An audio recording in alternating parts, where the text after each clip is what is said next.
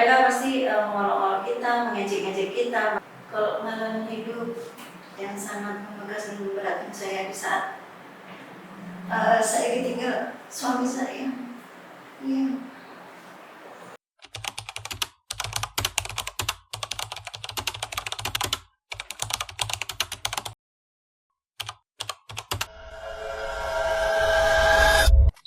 Assalamualaikum sahabat Karsa Cakrawala Inklusi. Hari ini kita kedatangan seorang sahabat difabel yang akan membagikan kisah inspiratifnya lagi. Ia merupakan perempuan tangguh dan single parent. Dia juga merupakan difabel daksa. Siapa lagi kalau bukan Kak Siti Robiatul. Assalamualaikum Kak Siti Robiatul. Waalaikumsalam. Apa kabarnya nih Kak Siti? Alhamdulillah baik. Gimana kabarnya Mbak Baik? Alhamdulillah baik Kak. Gimana puasanya, lancar? Alhamdulillah lancar. Wah, Masya Allah. Terima kasih loh nih Kak Siti udah datang ke podcast Karsa Cakrawala Inklusi, udah menyempatkan waktunya. Iya, sama-sama.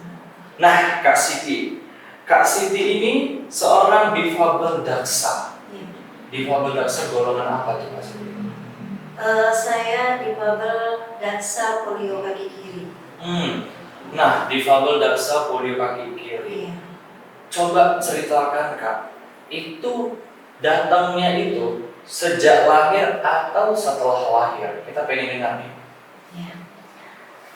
Pada awalnya ini cerita dari orang tua saya yang mereka menceritakan bahwa anak saya berbesar dan dewasa, mereka menceritakan dulu di saat saya umur 1 tahun saya demam, panas tinggi dan saya mumet.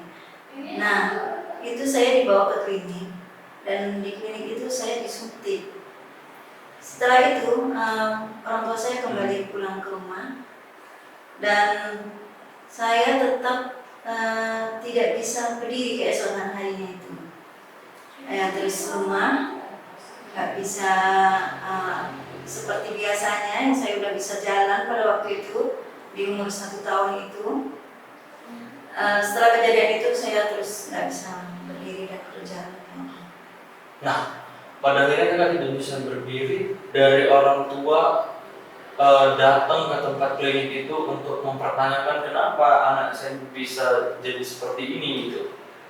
Ada orang tua datang ke klinik tersebut, cuman karena kami orang yang tidak mampu, jadi mereka mengabaikan itu. Berarti mereka lepas tanggung jawab lah ya? Iya, mereka lepas tanggung jawab. Nah, berarti mereka itu bisa dibilang kayak malpraktek gitu ya? Iya. Udahlah, mereka kesalahan mereka, terus juga mereka tidak mau tanggung jawab. Nah, tetapi kan Kak, setelah kejadian itu kan nggak mungkin kita larut ya. Iya. Hidup terus berjalan, segala sesuatu harus terus dilakukan. Nah, apa sih Kak yang buat Kakak itu bangkit dan berdamai bisa sampai sekarang ini gitu? Iya. Pada suatu hari saya bermain di depan rumah orang tua saya itu. Saya melihat ada seorang anak pergi sekolah dengan memakai tongkat buah. Nah, di situ saya timbul. Saya kan nggak bisa berdiri, saya kan duduk di bawah melihat dia. Oh, ternyata dia pakai tongkat bisa jalan. Nah, saya semangat dong melihat itu. Terus saya bilang sama orang tua saya, tolong saya dibuatkan tongkat seperti itu supaya saya bisa jalan seperti teman itu tadi. Nah, orang tua saya semangat dong mendukung keinginan saya untuk bisa aktivitas kembali. Nah, orang tua saya membuatkan tongkat tersebut. Dan saya belajar tahap demi tahap, jatuh bangun. Terus setelah saya mahir jalan pakai tongkat, saya mendaftar ke sekolah SD. Nah, berarti Kakak ini termotivasi dari anak itu ya yang bisa pakai tongkat ya. Terus Kakak sudah bisa sekolah, sudah berdamai pada akhirnya menerima keadaan yang seperti ini gitu kan. Kakak sekolah di SD. Nah, di situ ada nggak sih kayak apa dibilang tindakan yang tidak mengenakan gitu atau kayak diskriminasi pada saat itu? Oh, diskriminasi tentu ada ya. dari bulian-bulian dari teman-teman yang berbeda dengan kita, yang tidak istilahnya yang non disabilitas. Mereka pasti mengolok-olok kita, mengejek-ngejek kita, bahkan saya cenderung nangis kadang kan.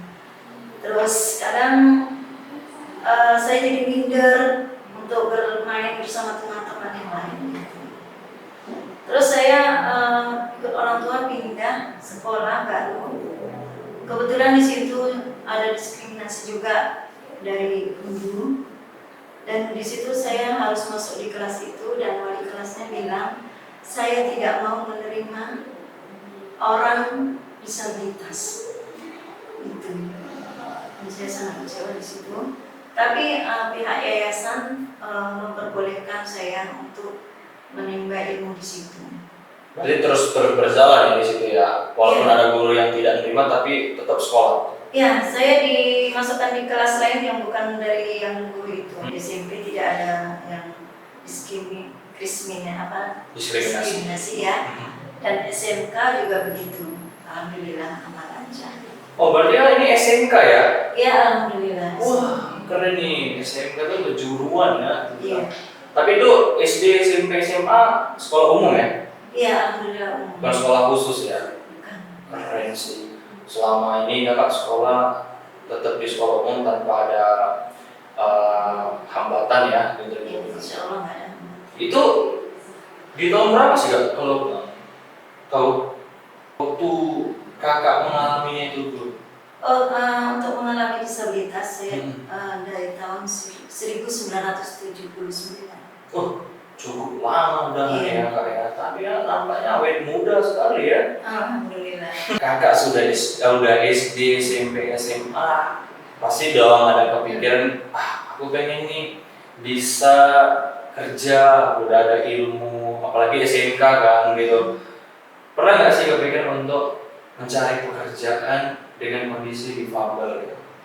Iya, pada awalnya saya semangat membara untuk mencari pekerjaan di instansi pemerintah atau apapun itu yang kelihatan rapi, pakai baju yang bagus gitu kan, pakai seragam gitu.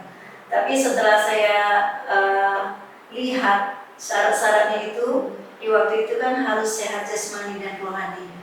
Nah, itu adalah salah satu yang nggak bisa kita ikuti karena kita sudah jasmani kita sudah kelihatan kan pakai gerak, jadi kayaknya nggak bisa. Tapi biarpun begitu saya tetap semangat menjalani hari-hari ataupun menjalani kegiatan saya. Nah, berarti kawan-kawan sekarang lebih bersyukur ya di tahun sekarang ini udah dikhususkan ya difabel boleh bekerja gitu ya kan? Iya, betul. Disclaimer itu di tahun 80-an berarti kakak dulu ya kan, belum ada diwajibkan mempekerjakan difabel ya? Iya, belum. Nah, selanjutnya kakak sudah mencoba mencari pekerjaan tapi karena ada hambatan, karena apa ya kita bilang itu persyaratan gitu. Iya. Kan nggak mungkin dong kakak larut nggak kerja terus nggak berkembang gitu. Kakak ngelanjutin apa nih kegiatannya setelah itu? Karena sudah tidak diterima sebagai pekerja di luar kan, jadi saya malah menciptakan lapangan pekerjaan. Saya akan jurusan tata busana, jadi udah kami membuka menjahit dan khusus untuk menjahit difabel maupun non difabel. Gitu. Jadi kakak buka kursus jahit dan pada akhirnya mempekerjakan non difabel ataupun difabel ya. Iya. Keren. Alhamdulillah. Difabel yang buka lapangan pekerjaan bukan yang mencari pekerjaan jadinya ya.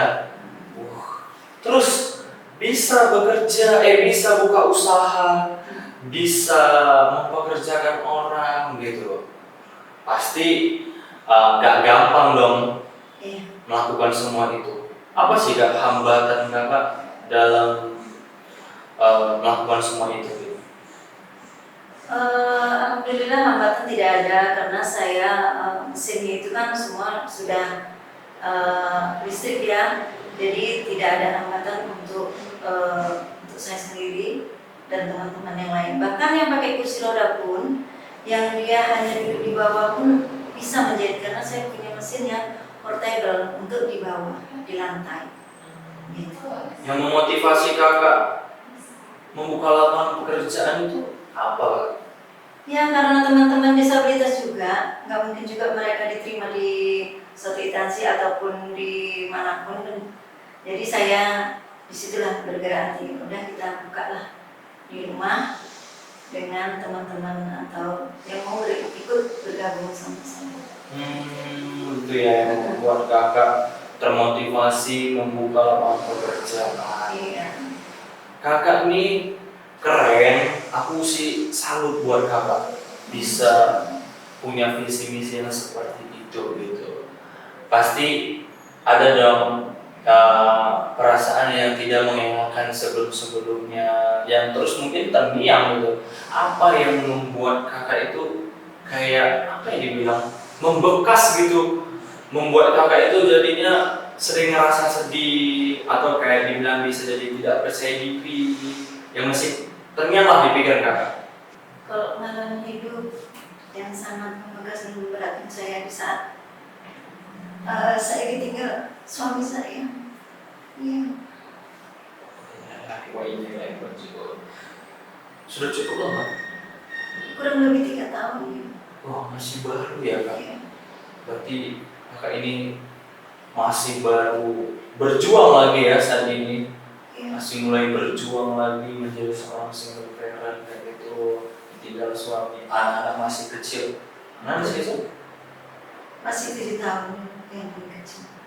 Berarti masih perlunya pendidikan lanjut gitu. Di masa kakak ini seorang single parent. Iya, saya Lanjut kak.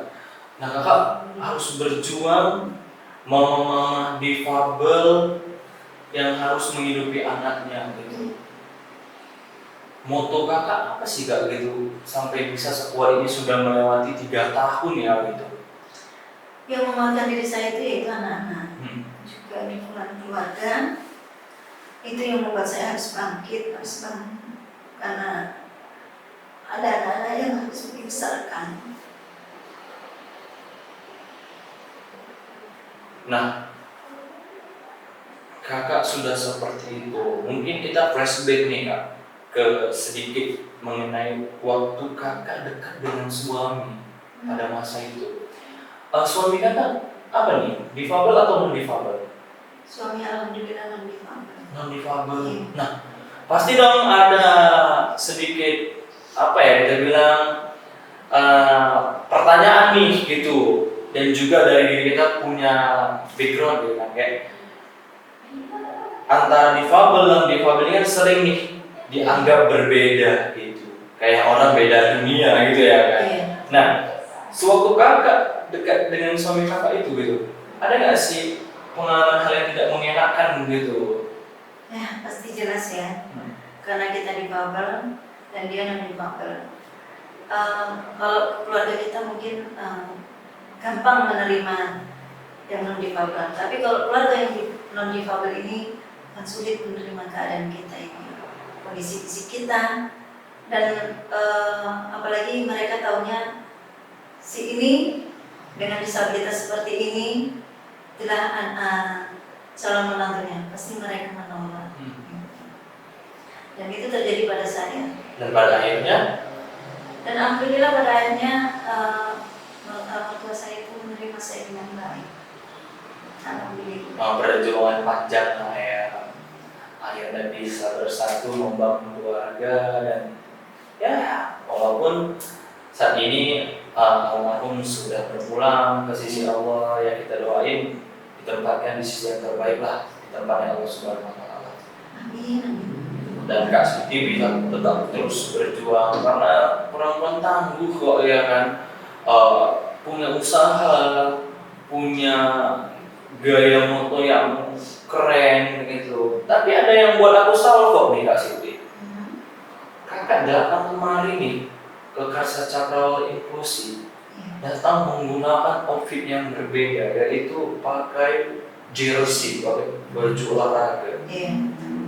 Ngapain Kak nih? Dulunya apa kok tetap pakai baju ini apa gitu?